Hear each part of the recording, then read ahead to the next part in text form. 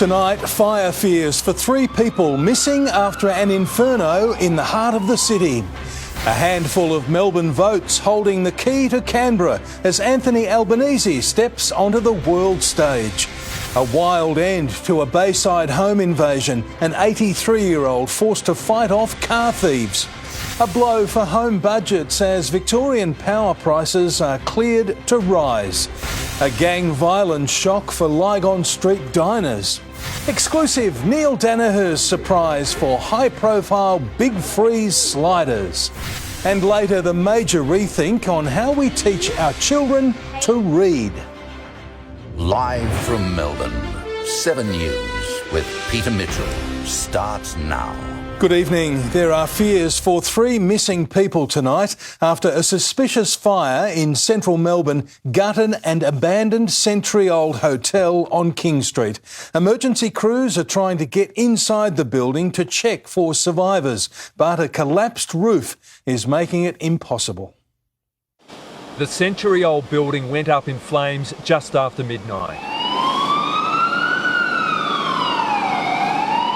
First responders calling for extra fire crews to battle the blaze. The landmark building was once the Kilkenny Hotel, then the Goldfingers strip club, now a squat.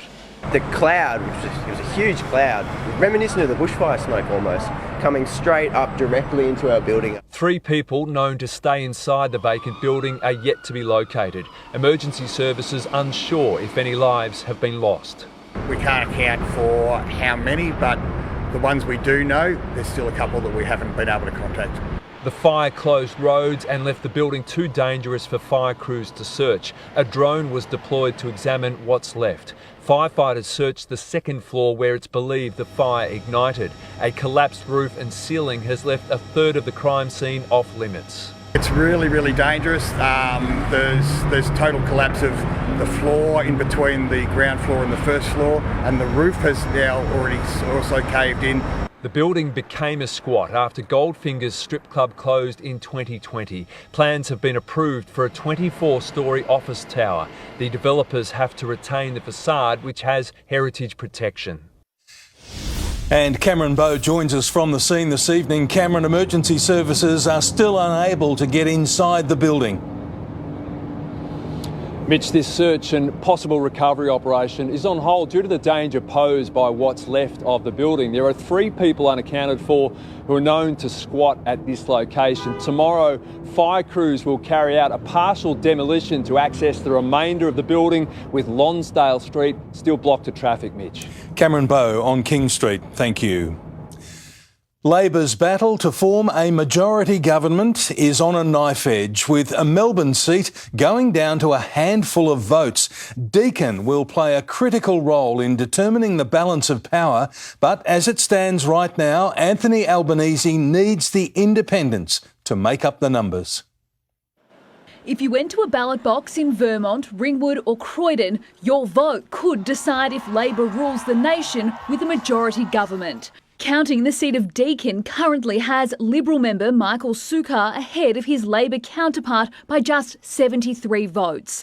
And it's almost as close in the New South Wales seat of Gilmore, where the Libs hold a 104-vote buffer over Labor. If those results stand, the ALP will win 75 seats, one short of the magic number for a majority. I really felt like coming out of the pandemic, we're at a moment in Australian history where this is perhaps the biggest moment to reimagine the nation since the end of the Second World War. And the question was whether we would get the opportunity to do that. And now we will. Labor says it has the support of 5 crossbenchers and can govern successfully in minority, while also promising to mend the rocky relationship between the federal and Victorian governments. There'll be some things we agree on, some things we don't.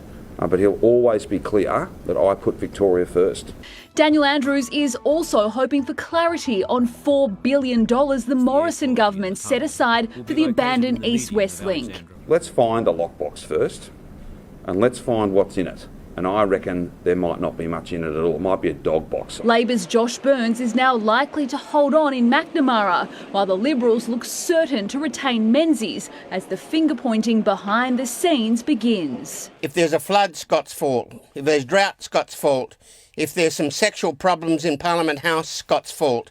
If there's COVID, Scott's fault. They tagged him really well. Peter Dutton is set to replace Scott Morrison as Liberal leader, despite calls for the party to adopt less conservative values. He's a former cop, okay, so he can do law and order. But the big one is that he's got a backbone, and you can't have weak leaders. He's a strong man. Mr Dutton's first fight could be with Nationals leader Barnaby Joyce. Liberals unfortunately lost 19 seats. If there was a coalition, if there is a coalition, we're a greater proportion of that coalition. So more front bench positions? Well, you're asking an obvious question. Mathematically, yes. As counting continues, the totals and leads in some of the tighter seats are changing by the hour. If a seat's final count sits on 100 votes or less, a recount will be ordered immediately. But that also means it could be days before a final result is known. Mitch. Chanel Vella in the newsroom, thank you.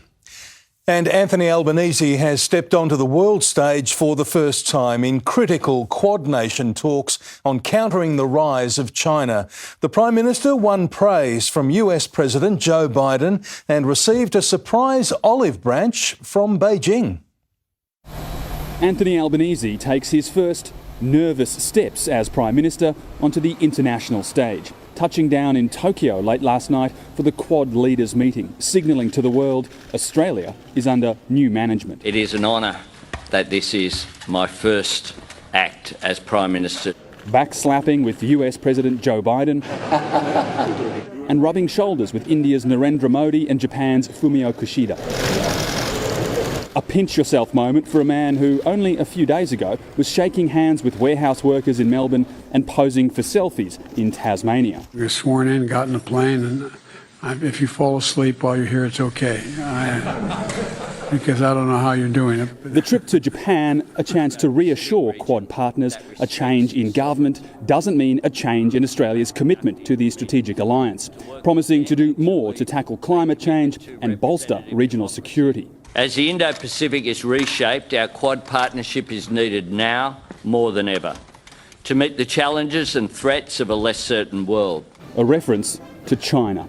The leaders attempting to rein in Beijing's growing military and economic assertiveness. This is ensuring peace, prosperity and stability in the Indo-Pacific region. That's what this is about, democracies versus autocracies, and we have to make sure we deliver.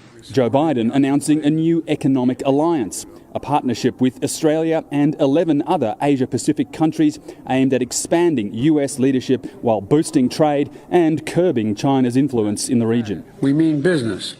We're here to get things done for the region. And going further than ever before, promising to defend Taiwan if China invaded. But Beijing is reaching out. Premier Lee surprising Anthony Albanese with a message congratulating him over his election victory, ending a 2-year communications blackout between the two governments, saying the Chinese side is willing to work with the Australian side to review the past and face the future.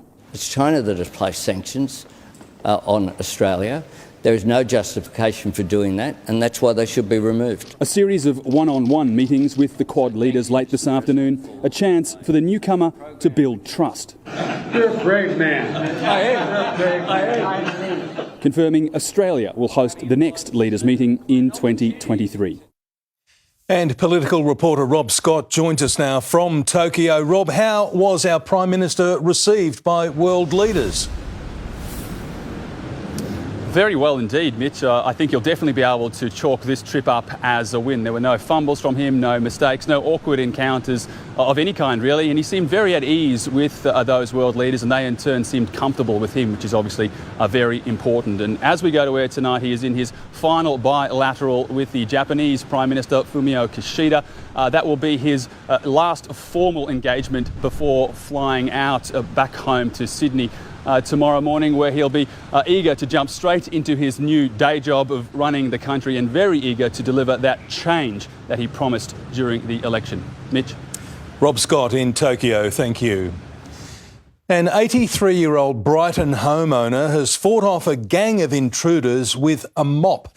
The teenage thieves were on a crime rampage that came to a crashing end. Unlicensed and underage. This is the high-speed end to a Bayside crime spree. Inside the stolen BMW, a gang of teens crawl from the wreckage, trying to escape police after terrorising families. The thieves started their night of destruction at David McKern's Yulee Street home. The 83-year-old forced to use a mop as a weapon. I heard the noise, I turned the lights on, picked up the mop, heard a lot of noise in the yard, so I came out here. They tried to steal his car, but only managed to grab cash before escaping. I just thought it would be better to grab something, and he wasn't all that strong, but anyhow. Better to be armed than not. No, anything would be better than nothing. Mr McKern's neighbour called 000. My wife woke me up. We had a look around the property and we could see torches next door, a series of torches next door going around the property and inside the property. The next target, a home nearby on Chelsea Street. They were only inside for a few minutes before police were called. Moments later, the gang's car crashed and 7 teens were arrested. Police say the car crash brought an end to a crime spree that started when the BMW was stolen from a home in Mount Waverley last week. It had been used in other attempted robberies in the past few days. One thief who was hiding in the boot was knocked unconscious during the crash. He remains in hospital tonight under police guard. Cassie Zervos, 7 News. A mother remains under police guard in hospital tonight after the death of her baby son in their Mernda home. Friends say Alyssa Nguyen struggled with parenthood before the family tragedy on Friday night. Her husband, a mortgage broker, arrived home to find his 6-month-old son dead and his wife critically injured. Friends say they had only recently moved into the home and kept to themselves.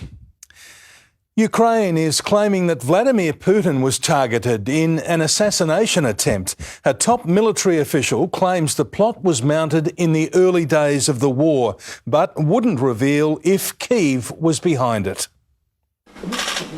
With few friends and allies, Russian President Vladimir Putin played host to his Belarusian neighbour in Sochi, both leaders brushing off the impact of Western sanctions. As Russian forces continue to wage war in Ukraine, new details have emerged about the early days of the invasion and an assassination attempt on the Russian president.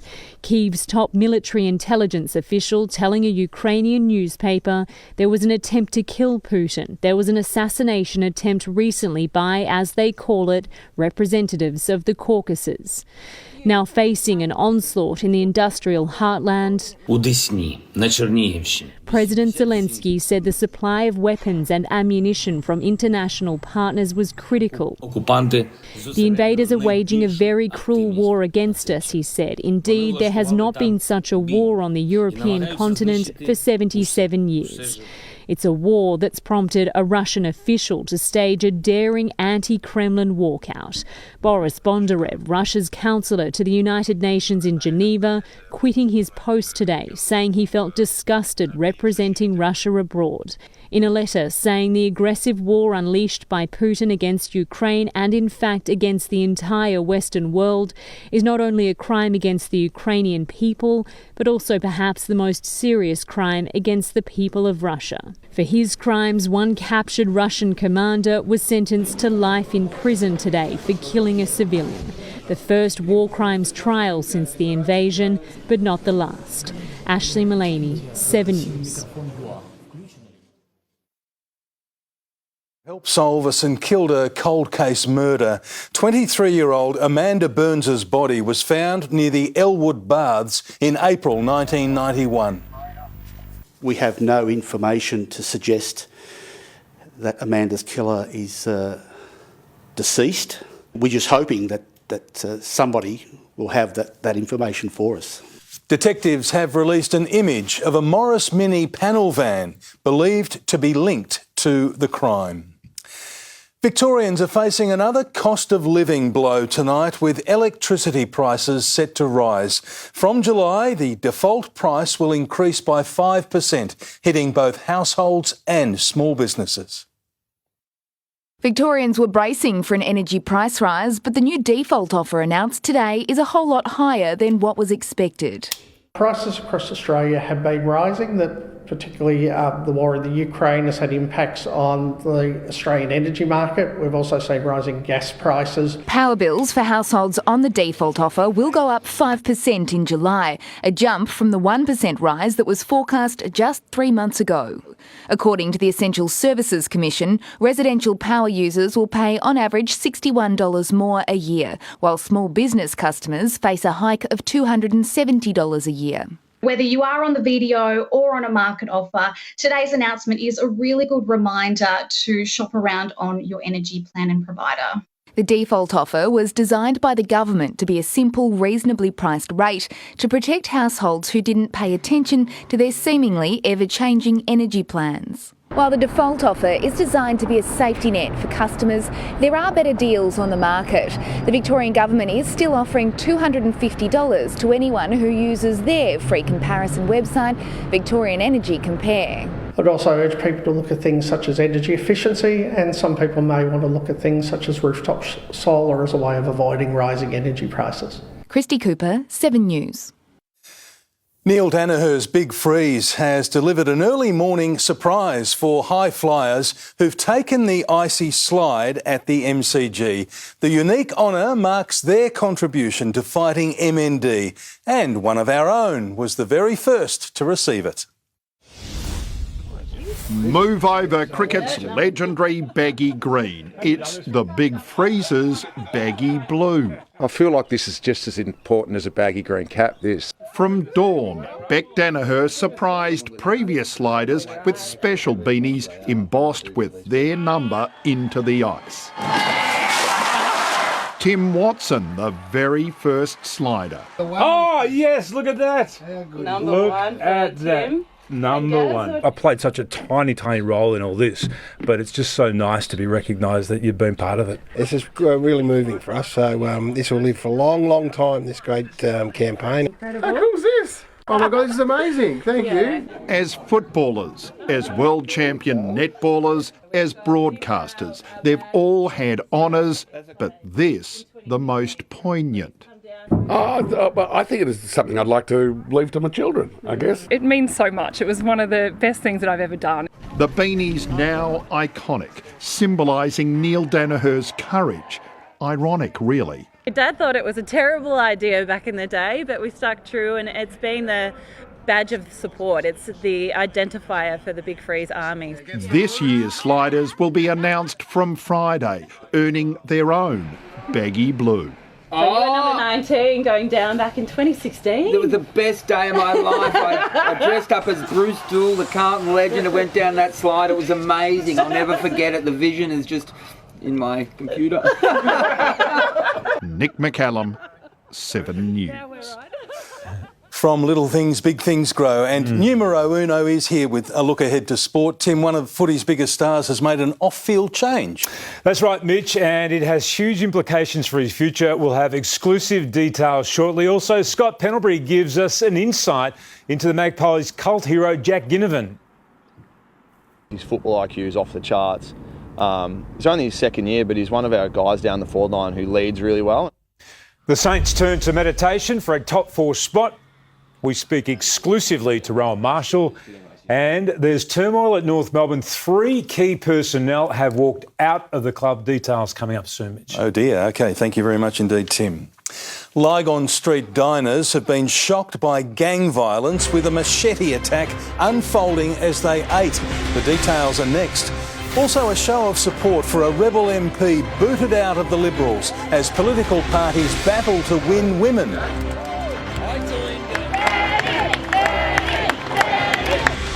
A COVID conspiracy protester locked down in jail for attacking a 5G tower. And the Queen-mobile rolls out for the first time to keep the monarch moving. Diners in Lygon Street have watched on in horror as a gang of teenagers armed with a machete chased a boy after stealing his shoes. They cornered their victim in an ice cream shop and stabbed him. Sprinting down Lygon Street, Carlton, 11 young men, one with a machete, about to stab their target in the neck. He was a 17-year-old boy hiding behind a counter in an ice cream shop. Homeless woman Sarah saw the gang storm in. They went around and pushed one of the staff members down. I thought they were robbing the shop till I noticed the young fella holding his jugular, which was pissing out with blood, my language. They stole his runners too, seen here being carried by a man who's also holding a machete over the road from the attack, whose meters from diners. I'm pregnant and freaked out a bit, but I got up and ran in there and didn't give a my language. I said, "What are you doing?" and tried to help him. The group were gone when police arrived. No suspects have been arrested. When I said, "What are you doing?" as they were running off, "He deserved it, he did something wrong," and they wouldn't say what, they just kept running. A customer in the ice cream shop who was caught up in the attack took off his scarf and wrapped it around the victim's neck to stem the bleeding. I kept saying to him, "Hold your throat, mate," I didn't want him to die. He's in a serious condition in the Royal Melbourne Hospital with what police described as a life-threatening laceration. Paul Dowsley, 7 News. A COVID conspiracy theorist who set fire to a 5G tower has been sentenced to 11 months in jail. Nathan Glover caused more than $500,000 damage to the Mount Eliza phone tower because he thought it was causing harm to the community. Lawyers argued he experienced a severe mental health decline during Melbourne's lockdowns. Controversial state MP Bernie Finn has been kicked out of the Liberal Party over his divisive abortion views. But leader Matthew Guy denies the decision is to appease female voters or a direct reaction to the rise of the Teal independents. There was vocal support for Bernie Finn outside Parliament.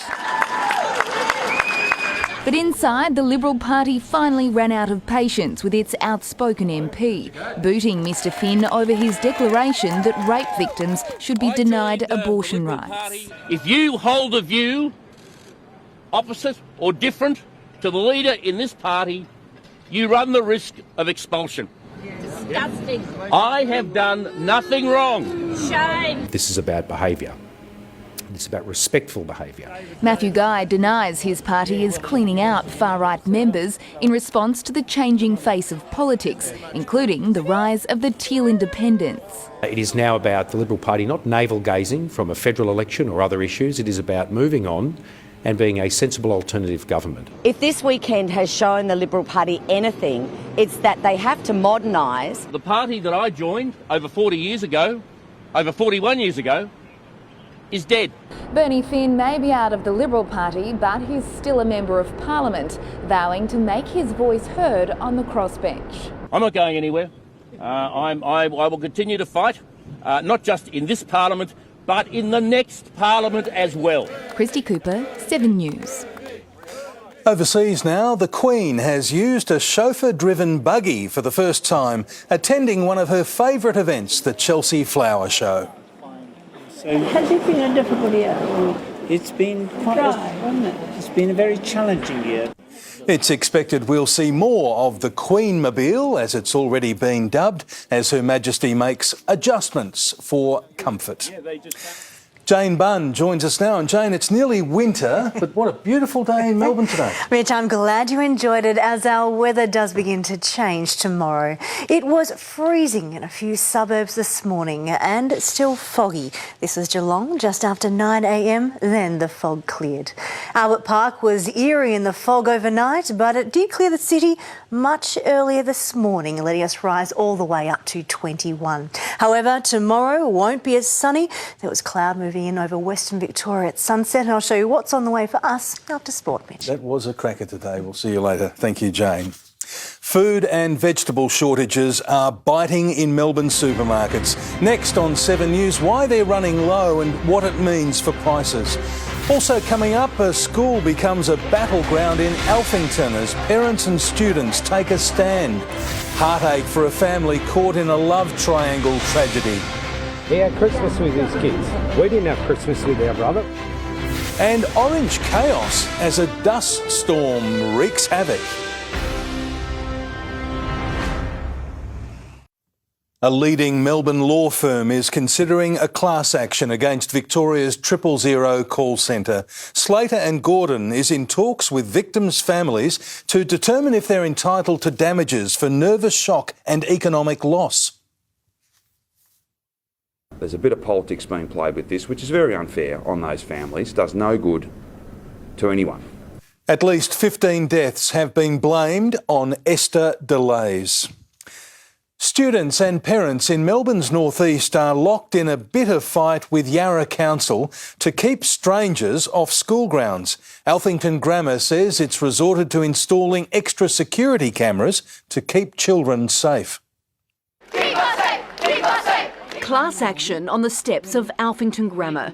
Students, teachers and parents rallying against the council.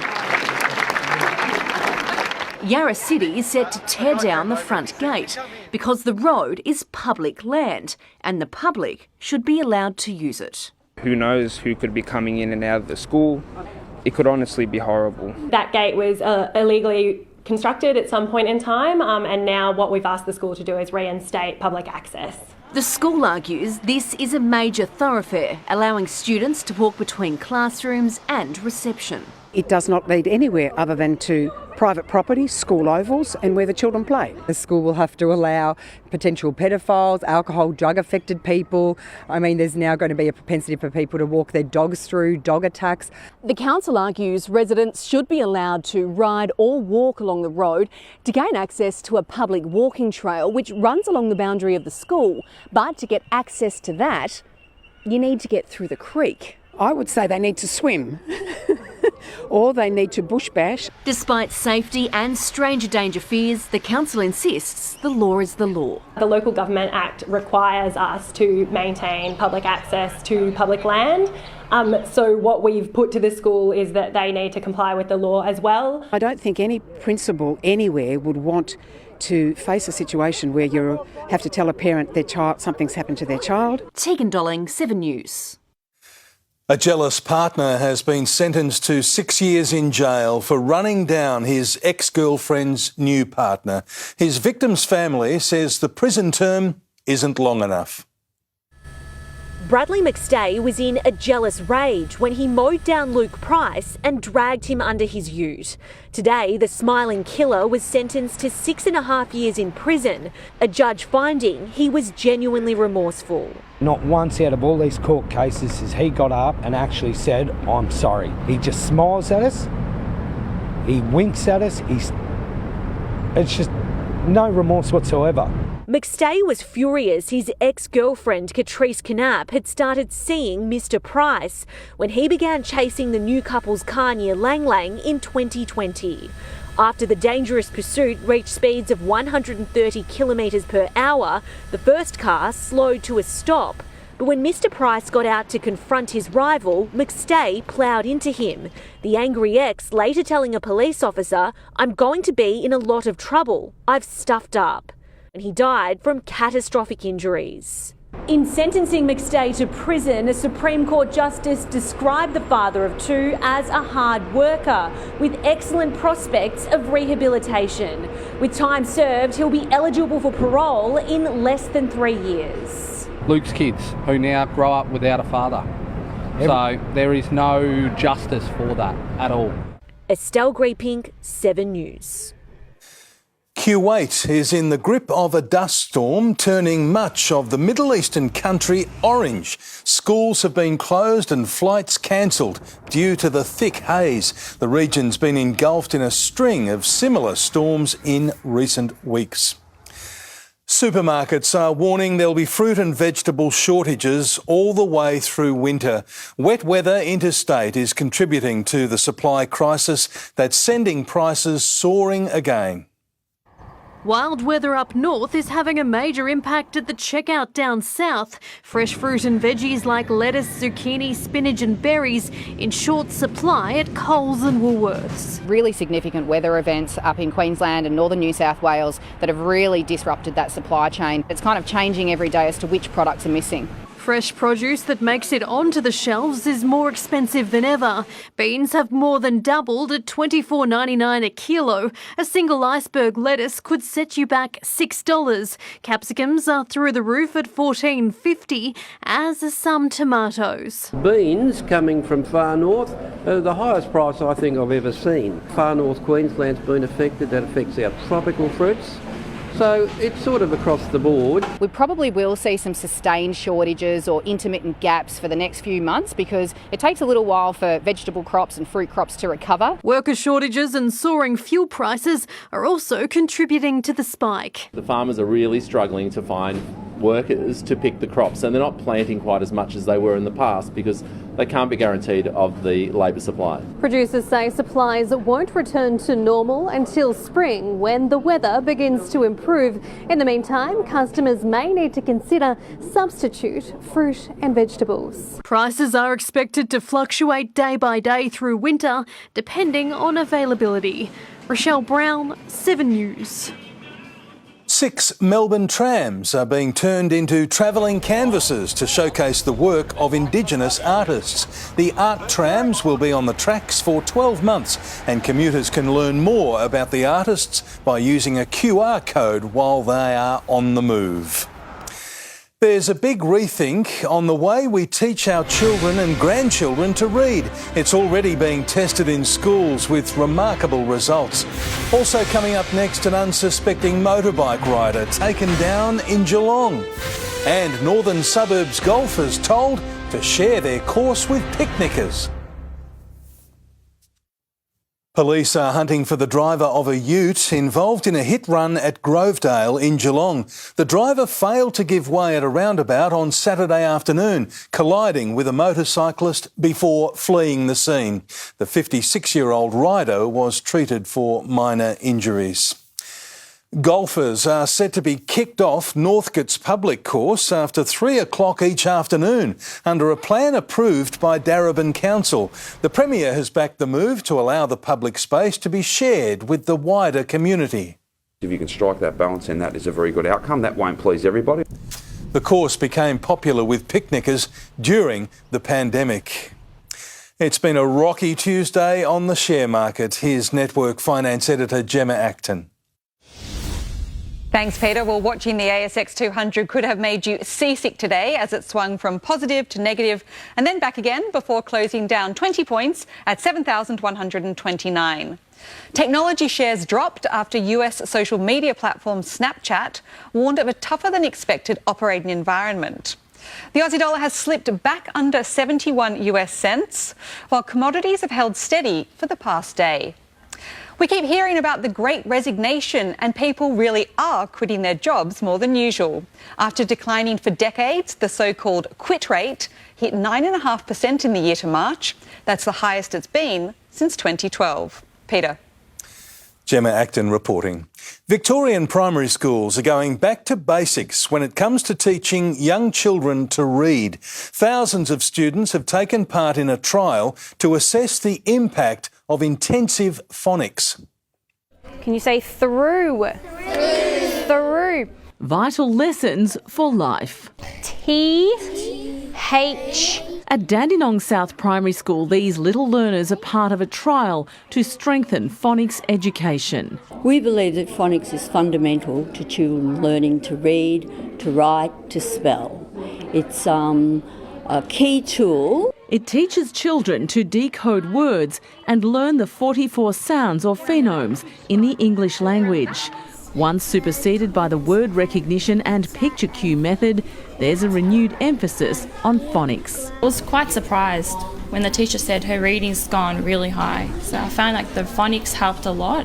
23 primary schools have trialled a new rigorous testing regime to measure students' phonics ability and quickly identify areas for improvement. Individually and collectively across schools, it's been very powerful. Experts say schools that have a heavy emphasis on phonics are reaping the benefits, with scientific studies finding it's beneficial to all students and harmful to none. The beauty of this is that it allows intervention at a much earlier stage. It gives teachers and schools a greater sense of where their kids are at and what interventions need to be made. What's the hardest word you know? Impossible. The phonics assessment program will soon be rolled out to all grade 1s in government schools. Jackie Quist, 7 News.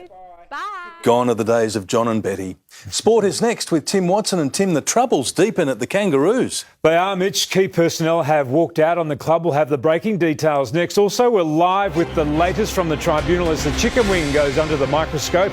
Scott Pendlebury gives a colourful teammate the stamp of approval, plus the secret weapon behind the Saints' run of success.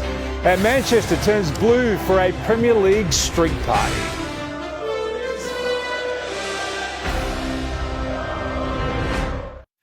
Welcome back. North Melbourne is slipping deeper into turmoil tonight. Mitch Cleary has the breaking details. And Mitch, there's been a walkout at the club.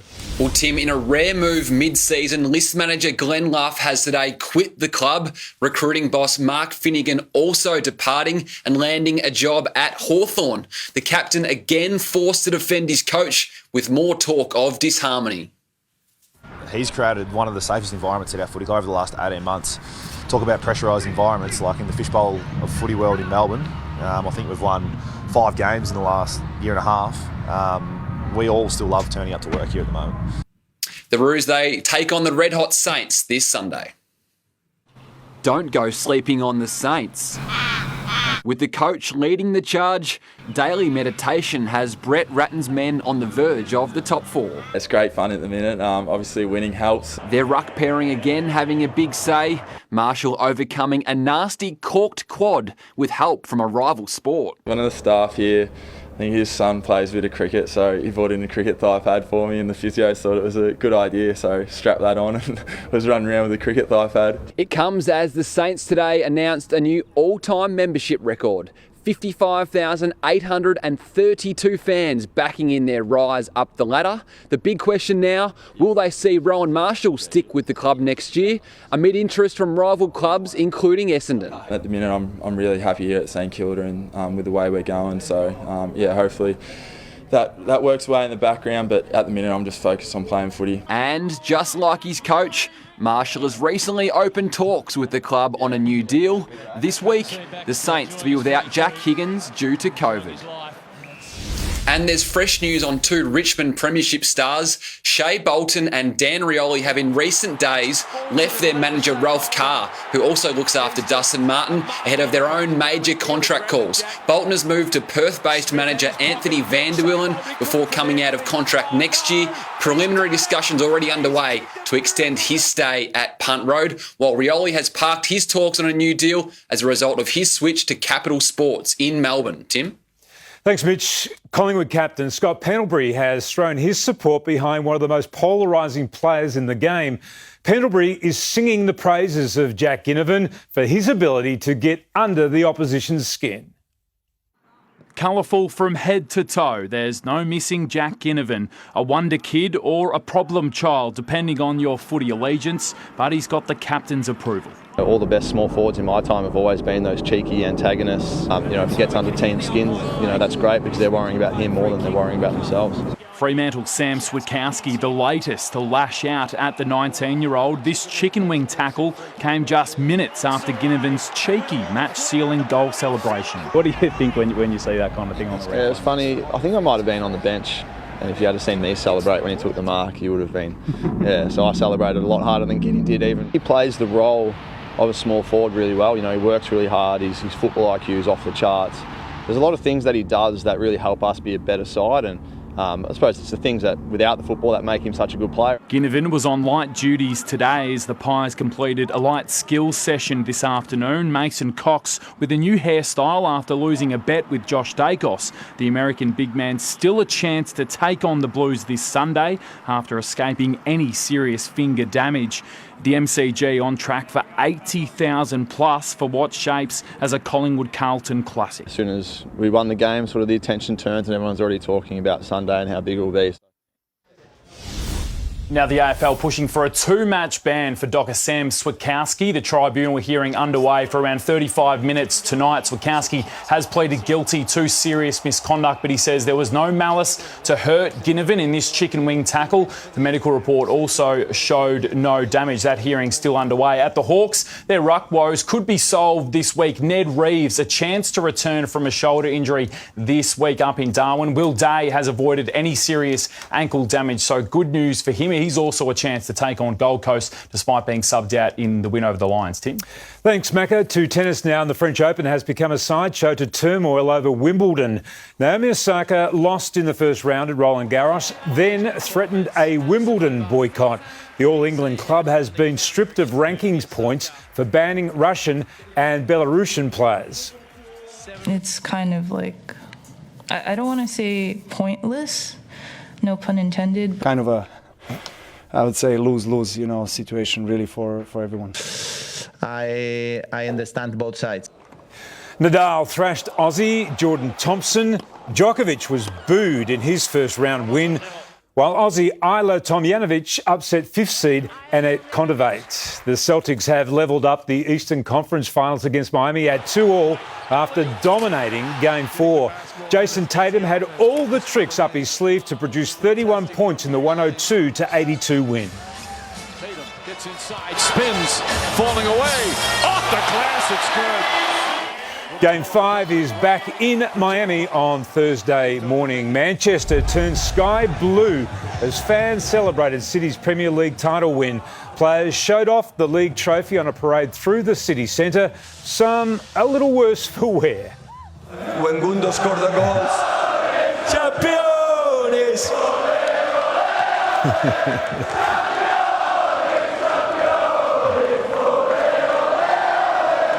It's City's 4th league title in 5 years. A lot of passion on show there, Mitch. Yes, indeed, Tim, and a great honour for you today to get #1 Big Freeze beanie. Absolutely. If you're good, I might lend it to you from time to time. Yes, that'd be great. Thank you very much indeed. Jane is next with the forecast. Jane, what's on the way tomorrow? Well, Mitch, we'll start to see some cloud, but the rain doesn't arrive in Melbourne until Thursday. The full details are next.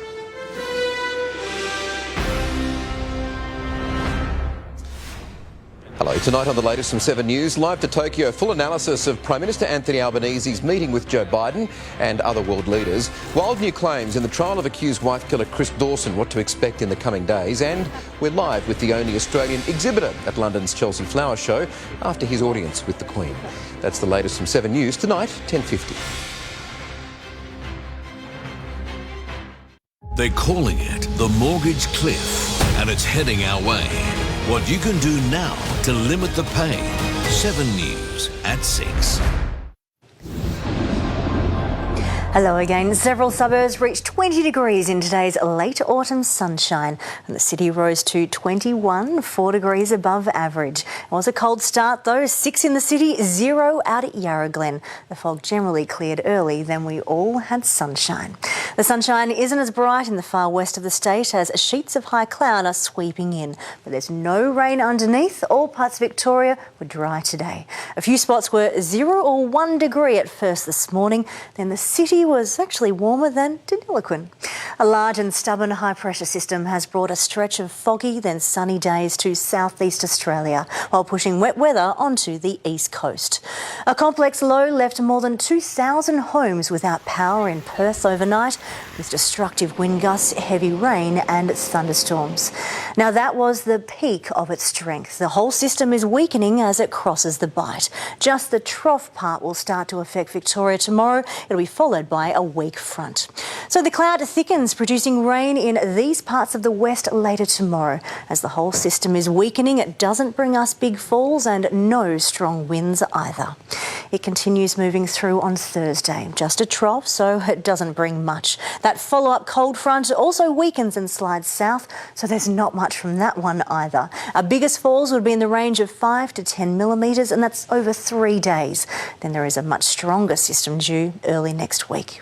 Around the nation tomorrow, showers increase again in in Sydney and Brisbane. Adelaide showers tending to persistent rain. There is the chance of a storm that could bring 5 to 15 millimetres. But Perth, it takes a break.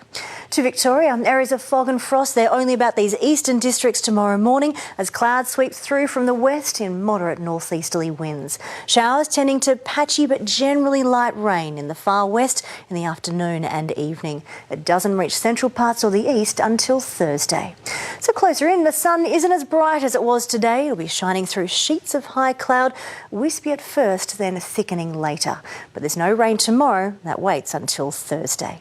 The city begins on 8 ahead of a top of 19. No umbrella tomorrow, just that high cloud overhead.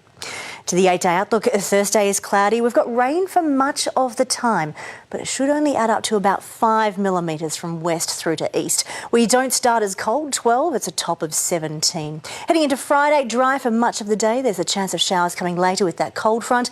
They clear on Saturday, potential for a shower on Saturday night, but here is the main wet weather. That's Monday and Tuesday, and it is cold. 19 tomorrow, high cloud overhead, but no wet weather. That rain will arrive here on Thursday, Mitch. Bit of winter arriving next week. Yes. Thank you, Jane. And that's the way it is this Tuesday, the 24th of May. Thanks for your company. For now, from the 7 News team, good night.